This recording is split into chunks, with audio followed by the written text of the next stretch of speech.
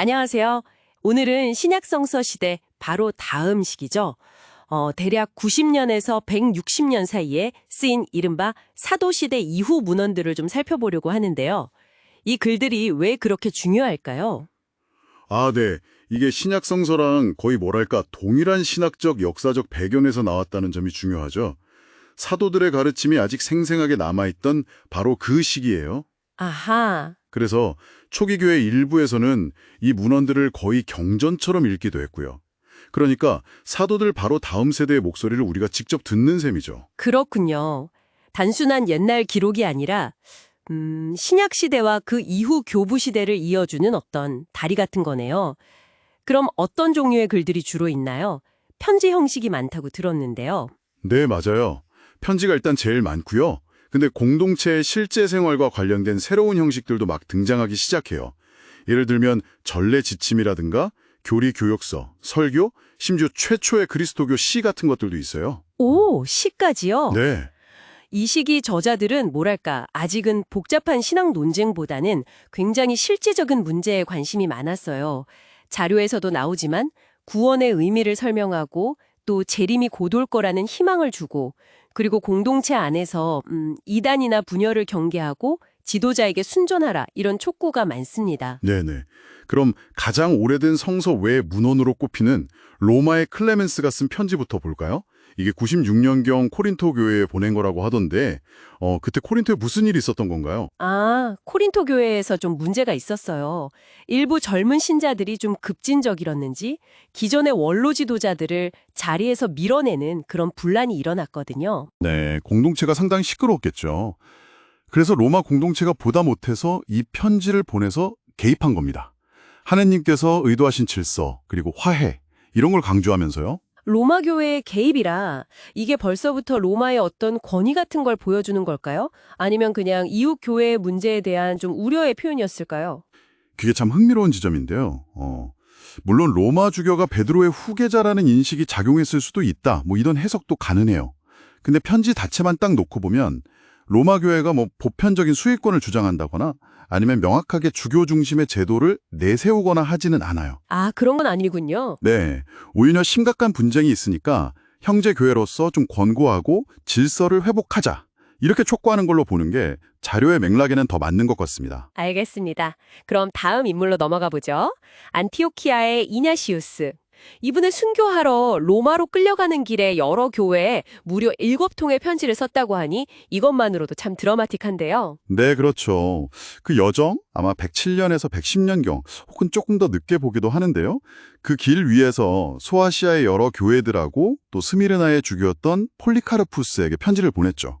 여기서 이냐시우스의 핵심 관심사 한 3가지 정도로 정리해 볼 수 있어요. 네, 그게 뭘까요? 첫째는 이단과의 싸움입니다. 특히 그 가현설이라고 그리스도가 실제 인간이 아니라 그냥 영적인 존재인데 인간처럼 보였을 뿐이다. 이런 주장이 있었거든요. 가현설. 네, 그걸 아주 강하게 비판했어요. 그리스도께서 진짜로 사람이 되셨고 성육신, 진짜로 고난받고 죽으셨다가 부활했다. 이 역사성을 엄청 강조했죠. 그렇군요. 실제적인 신앙을 강조했네요. 맞습니다. 그리고 둘째는 교회의 구조 문제예요. 이냐시우스가 처음으로 가톨릭 교회, 그러니까 보편교회라는 표현을 썼어요. 그러면서 각 지역 교회가 주교를 중심으로 해서 그 아래 장로, 사제들과 부제들이 하나로 뭉치는 이런 3단계 교계 제도를 강조했습니다. 3단계요? 주교, 장로, 부제. 네, 이게 왜 중요하냐면 교회의 통일성, 그리고 올바른 성사 집전, 또 정통신앙을 지키려면 이 주교 중심의 단일 지도 체제가 꼭 필요하다고 본 거예요. 주교 중심의 리더십을 아주 강력하게 주장했군요. 네, 아주 강하게요. 그리고 세 번째 관심사는 세 번째는 뭔가요? 바로 순교 신학입니다. 네, 이냐시두스는 순교를 그리스도와 완전히 하나가 되는 최고의 길이라고 봤어요. 그래서 순교를 막 갈망했죠. 그 유명한 말 있잖아요. 나는 하느님의 미랄입니다. 그리스도의 순수한 빵이 되기 위해 맹수의 이빨에 갈릴 것입니다. 와, 정말 강렬하네요. 네, 그의 열정이 느껴지죠. 당시 신앙인들이 처했던 어떤 절박함, 또 그 믿음의 깊이가 그대로 전해지는 것 같습니다. 그럼 이냐시우스가 편지를 보냈던 스미르나의 폴리카르푸스, 이분도 당연히 중요한 인물이겠죠? 그럼요. 스미르나의 주교였던 폴리카르푸스도 중요한 인물인데 현재는 필리삐 신자들에게 보낸 편지만 남아 있어요. 근데 이게 좀 흥미로운 게 사실은 두 개의 편지가 합쳐진 걸로 보여요. 아, 정말요? 네. 앞부분은 필리삐 교회가 이냐시우스 편지들을 좀 보내달라고 요청하니까 그걸 보내주면서 덧붙인 짧은 소개글 같은 거고요. 이야, 그 자체만으로도 벌써 이냐시우스 편지가 얼마나 빨리 퍼지고 중요하게 여겨졌는지 보여주는 증거네요. 맞아요. 그만큼 다들 중요하게 생각했다는 거죠. 폴리카르푸스 자신의 편지 내용은 그럼 어떠냐 하면 주로 신앙생활과 윤리적인 삶에 대한 권고를 담고 있어요.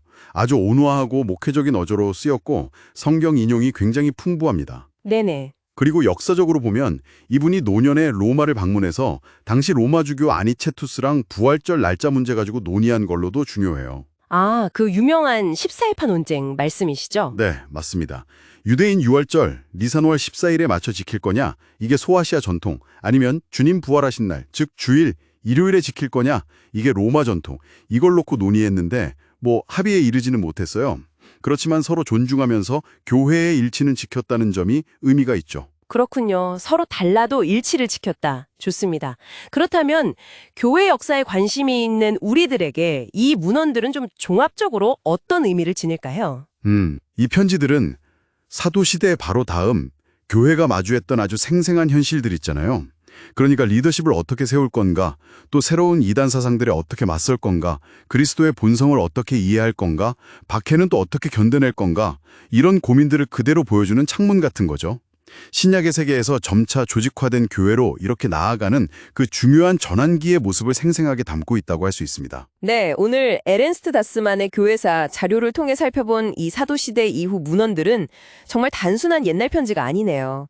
교회가 스스로를 어떻게 이해하고 또 신앙을 어떻게 다져갔는지 그 생생한 과정을 보여주는 것 같습니다. 맞습니다.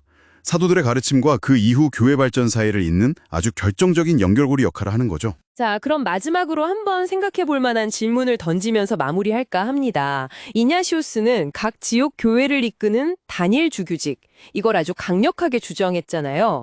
만약에 초기 교회의 여러 지역에서 나타났던 것처럼 장로와 주교의 역할이 명확히 구분되지 않았던 그런 집단 지도 체제가 계속 유지되었다면 교회는 지금과 어떻게 다른 모습으로 발전했을까요? 한번 생각해 보시면 좋겠습니다.